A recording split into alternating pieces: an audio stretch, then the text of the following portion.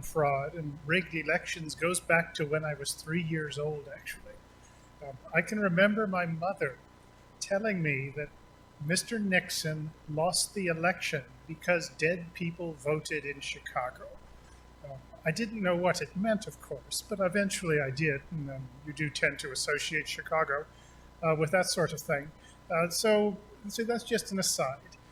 But looking at the idea of elections, these are just absolutely they're the key to consensual government, to a decently run society. It allows for the transfer of power between one group and another, and it gives the average citizen some idea that his interests are represented, and that he has some say in how his country is run. You do, of course, need other things. You need to have a sort of a decent society. You need an honest judiciary. You need a free, aggressive press. You need intelligence services and the military that are apolitical. You need a clean bureaucracy, and you need honest, diligent legislators. But looking at elections, and that's what I'm here for, is the elections are incredibly fragile. Now, they sound simple, and they kind of are, but they're very hard to keep alive, to keep them honest. And because there's always a certain type of person, a certain type of politician who doesn't want that, who wants to subvert the election, really so that it's all about power, and also to avoid accountability for wrongdoing. And there's no shortage of examples. Today in Belarus, in White Russia, you have just a completely rigged election, and just go down the list, and there's no shortage of examples. But you have this problem, of course, and everyone can understand this, that one-party rule, where one party, one group has permanent power, it invariably leads to the same problems. Society, government becomes corrupt, the opposition is weakened, it effectively neutered, it loses any sort of a power. The press is no longer a free press. You have the judiciary inevitably becomes corrupt and does the ruling group's bidding. The economy, it ruins the economy eventually, but it certainly will. And then you find that these kind of regimes that they will not give up power, they tend to only associate with similar regimes. So you have the North Koreas, the Irans, the Russias, the Chinas of the world. They all like each other, but the free, civilized countries, they don't have anything to do with them or with each other. But I'm going to focus on one thing about elections that I think are particularly important, and that is that you can't, because one thing is election rigging, or when you fake an election, that can often be hard to detect because most governments try to keep it secret. Some don't even bother. Once again, Venezuela, Belarus, they don't care. But usually, particularly in a civilized country that you're trying to subvert, it's hard to actually find the smoking gun, to find the direct evidence. But there is one way that you can draw some reasonable inferences, and that is how a government responds to claims of election rigging, a fraudulent election. That actually tells you a lot. And it tells you two main things. It gives you some idea about the nature of the administration, about the nature of the government, and also it tells you something about the likelihood that there actually was fraud as alleged. So what's the response? What are the telltale signs?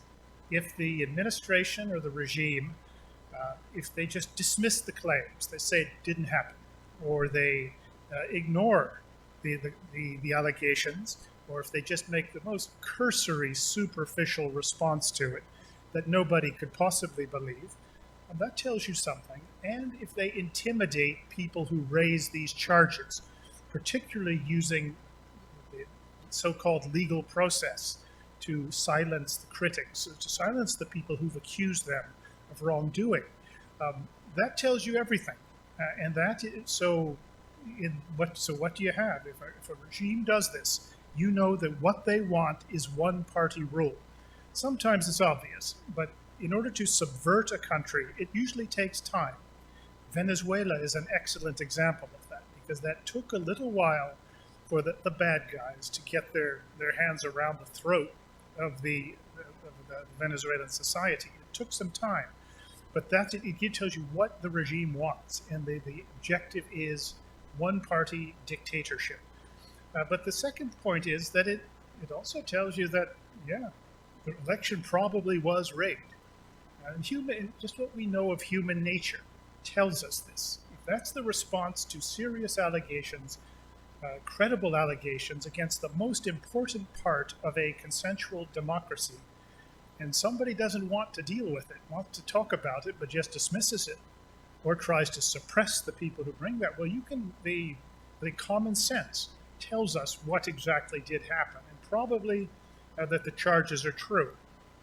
Now, I would just want to talk about the Korean election back in April, because I had followed the election in Korea, and I remember when the results came out, I remember thinking, wow, that was unusual. And I didn't really pay much attention to what had happened, because I don't generally think in a country like this that you're going to have election rigging. But the more I looked into it and the more I've learned, and since I've been able to come here and talk to people, the more interesting it gets. And you go down the list of evidence, information, and you've got 25 candidates who filed suit. You've got upwards of maybe a total 140-ish of serious charges brought against of wrongdoing. This ranges from electronic manipulation, ballot counting machines, servers, use of QR codes. Then there's the statistical oddities of the voting patterns, particularly where it's early voting versus election day voting.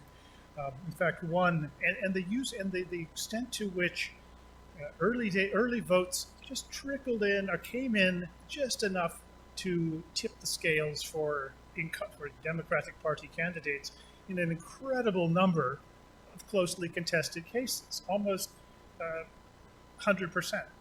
And one very credible observer actually compared some of the statistical improbabilities in the election results as flipping a coin 1,000 times and having it come up heads every time.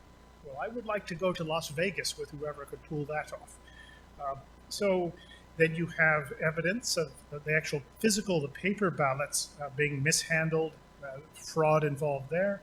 The so-called chain of custody for the physical ballots is so much anecdotal evidence that the chain of custody is terrible. You have things like surveillance cameras shut off in polling booths, polling stations, only for the early voting period. You have places where there's more votes than there are voters. And then you have some very serious misuse of personal protection, of personal information protection laws. And that on its own right should have alarms going off, and it's extremely serious. But also consider the context in which the election took place. That is important. And you have an administration which, by any measure, this was even, I could see it even long before the election, that was apparently intent on weakening or even ending the Republic of Korea U.S. relationship, with a preference for, apparently even a preference over, so that relationship, a preference for North Korea, a preference for China even. Now the Chinese would agree with the idea of weakening the relationship, getting the Americans off the Korean peninsula.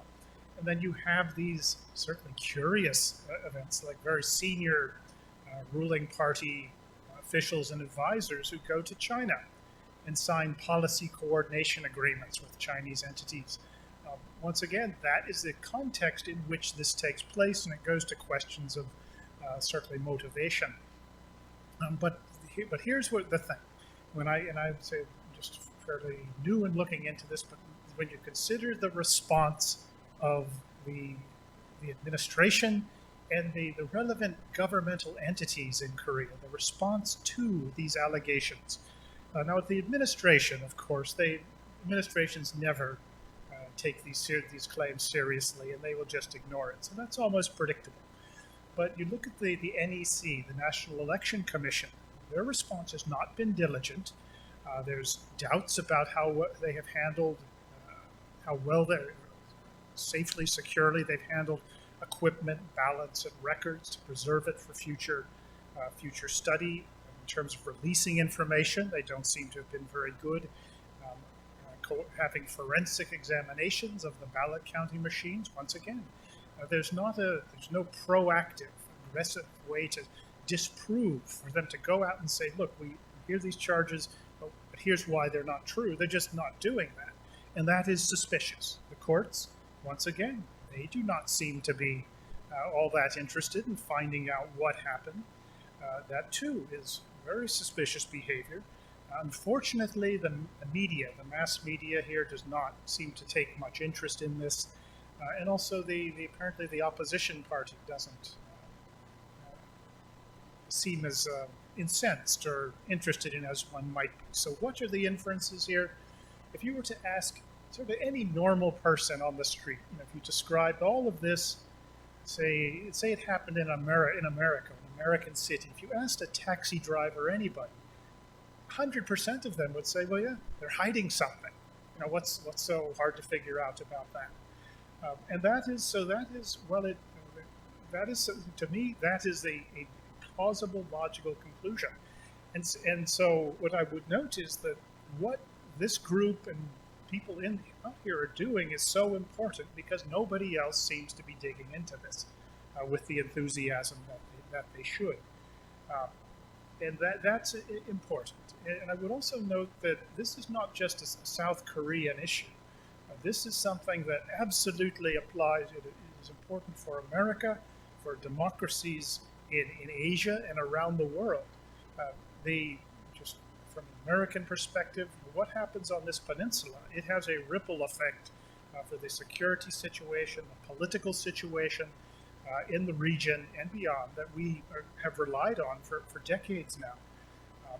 Additionally, there's not enough democratic consensual governments around the world, and many of them are under siege, and you can't afford to lose one more. And America has its own election coming up, and we should certainly pay attention to what has happened here in South Korea. So it is important to figure out what happened or what didn't happen. And as I noted, the response of the incumbent administration in Korea and the relevant government entities, their response is going to tell you so much about what did or didn't happen here. So that is important. But once again, I appreciate the opportunity to actually come here and learn something about it, because it is so important to get this resolved and to really protect democracy, protect consensual government, and protect free people. So thank you very much.